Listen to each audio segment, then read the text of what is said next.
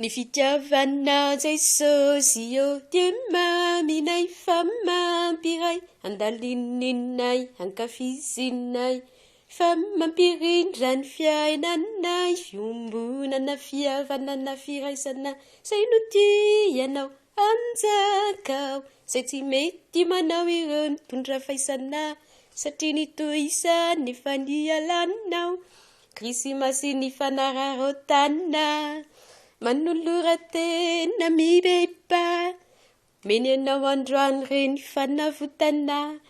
teny fanavotana ny fanay,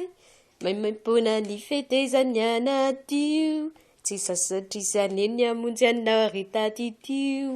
mbola mampatsiay. Sao anio ny faralane na mety izy anao mora tene.